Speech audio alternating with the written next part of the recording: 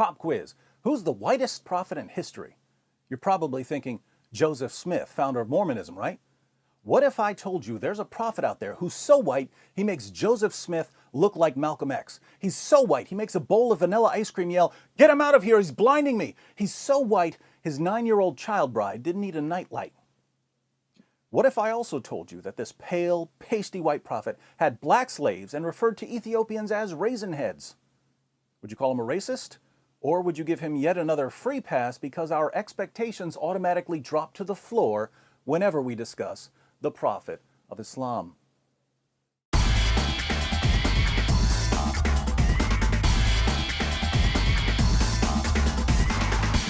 Many people who haven't read the Muslim sources assume that Muhammad was dark-skinned, but Arabs are classified as Caucasians and they can exhibit a variety of shades and tones. So if we want to know what Muhammad looked like, we'll have to go through some of the descriptions of his appearance found in the Hadith. Now, if Muhammad were sitting in a crowd of his fellow Arabs, how would we spot him? Sahih al-Bukhari, number 63. Narrated Anas bin Malik, while we were sitting with the Prophet in the mosque, a man came riding on a camel. He made his camel kneel down in the mosque, tied its foreleg, and then said, "Who amongst you is Muhammad?" At that time, the Prophet was sitting amongst us, leaning on his arm. We replied, "This white man reclining on his arm." "Hey, which one of you is Muhammad?" "This white Tom Willis-looking white guy leaning on his white arm, that's who." But let's keep reading about a prophet who makes the Brady Bunch look like NWA. Sahih Muslim, 6081. It was narrated that Abu Juhayfa said, "I saw the Messenger of Allah with a white complexion and some white hairs." White complexion with white hairs. Who knew that Anderson Cooper was a 7th century prophet? Sahih Muslim 6071. It was narrated from Al-Jurairi from Abu at-Tufail. I said to him, "Did you see the Messenger of Allah?" He said, "Yes, he was white, with an elegant face." This guy's so white, he makes Queen Elizabeth look like Queen Latifah.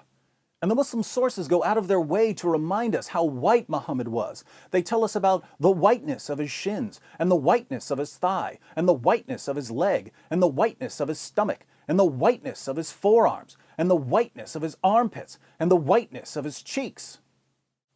Based on these descriptions, a friend of mine who's a police sketch artist was able to put together a drawing of Muhammad. Have you seen this man? Kind of blends in with the whiteness of the paper. On a side note, to all my jihadi viewers, I can't figure out if this counts as a cartoon of Muhammad or not, but I don't really care.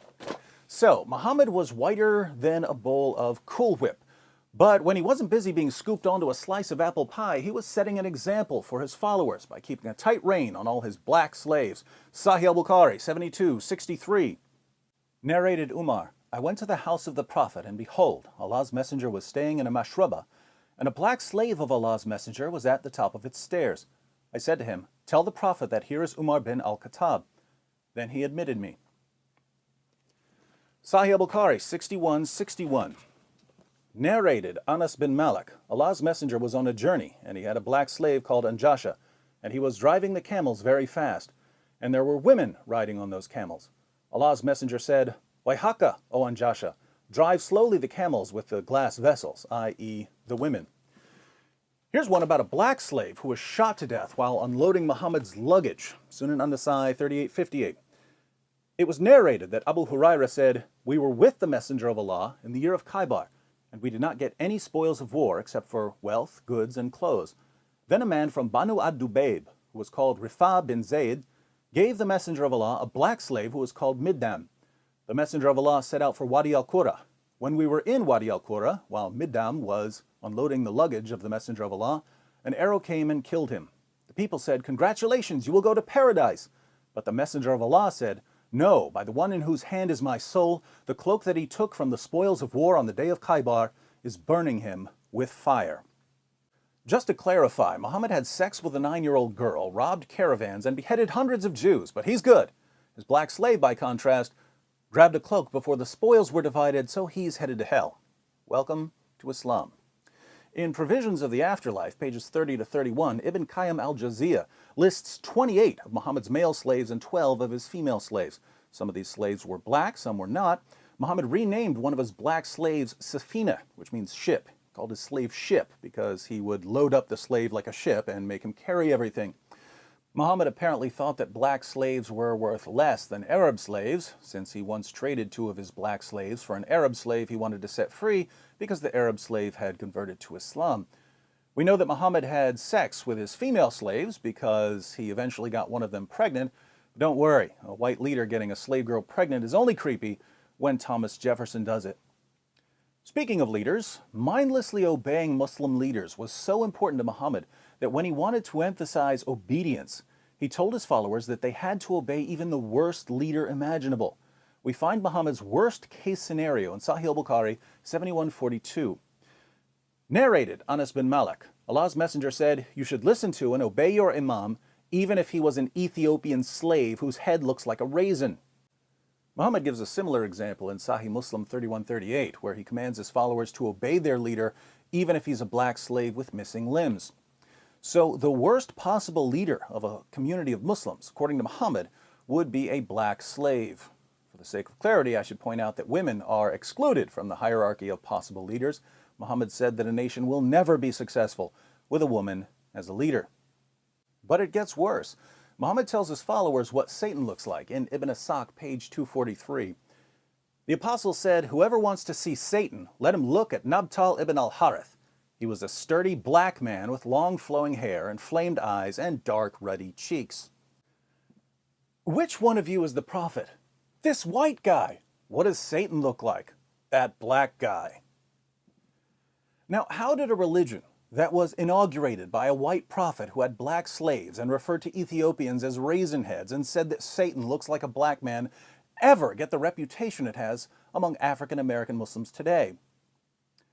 Well, here in the West, there's a general atmosphere of ignorance about Islam. People don't know even the most basic facts about Muhammad and the Quran, and this allows Muslim preachers to say whatever they want about Islam because no one's going to correct them. So if a Muslim preacher is talking to a woman who's interested in women's rights, Muhammad was a champion of women's rights. If he's talking to someone who has a high regard for science, the Quran is a scientific masterpiece filled with miraculous scientific insights that were only verified centuries later.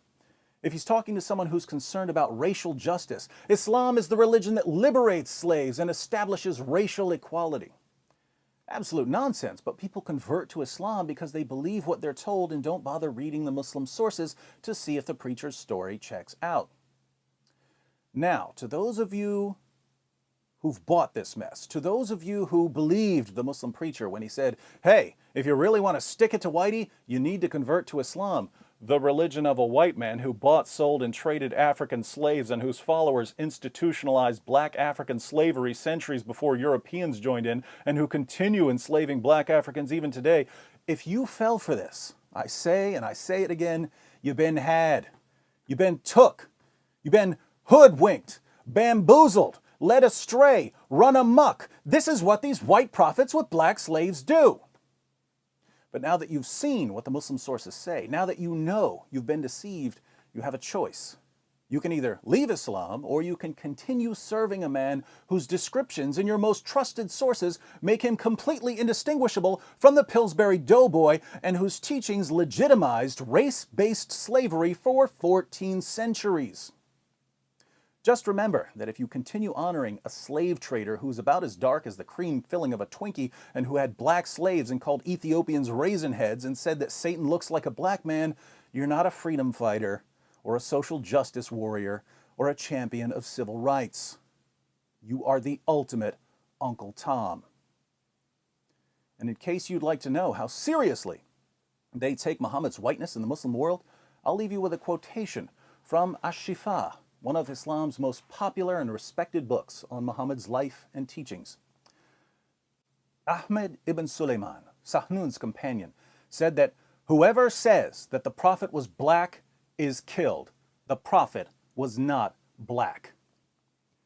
Calling Muhammad a black man was a death penalty.